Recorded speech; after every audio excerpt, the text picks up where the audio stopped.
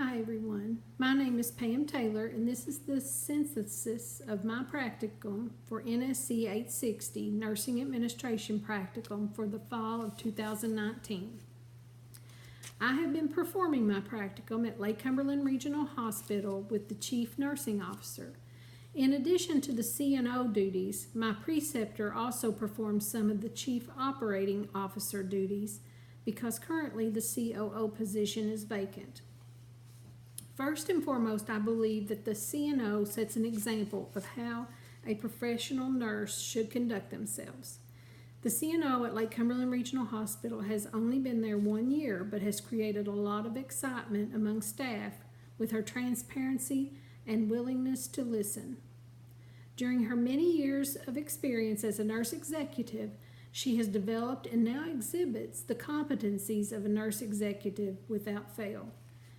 This CNO supports the nurse leaders and frontline nurses with daily rounds in departments, specifically interacting with staff and always asking, "What do you need from me?" She has many impromptu meetings with nurse managers and a weekly scheduled meeting to review harms, catch up on announcements, and listen to feedback.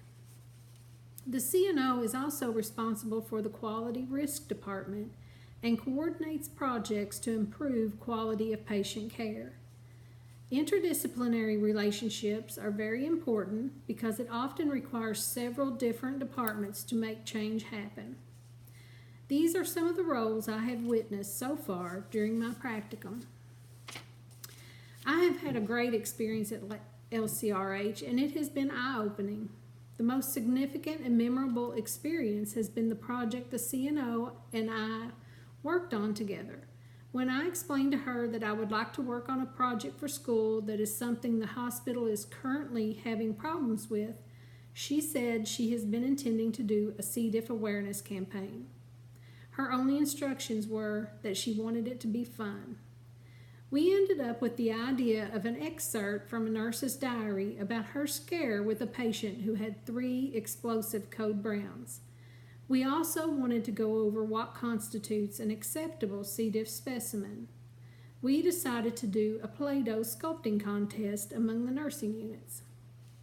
Once I made the diary and put all the pieces together, I created a YouTube video for my preceptor to watch at her convenience and give feedback. I have attached the link to this slide if anyone is interested in seeing the entire project. My first goal was to attend interdisciplinary and/or leadership meetings with my preceptor and document observation of the 8 bullet points listed by the AONL under communication and relationship building competency by the end of the fall semester.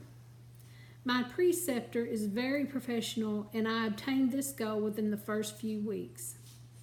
My second goal was to identify one performance improvement project by the end of week 3 that I could help research and participate in with my preceptor. I realized this goal with the C. diff awareness project.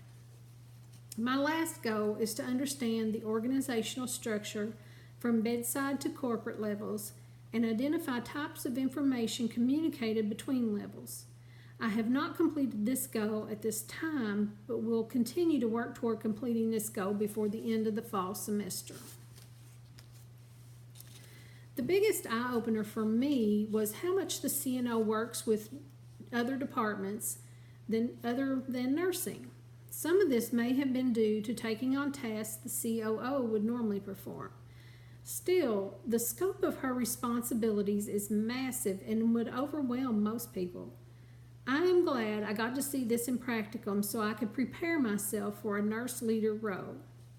Having a good working relationship with departments helps the CNO accomplish her work. Emotional intelligence was practiced by the CNO on occasion during her interactions. We were taught about emotional intelligence in Dr. Cornelison's leadership class in the BSN program, and I have used emotional intelligence in my work life.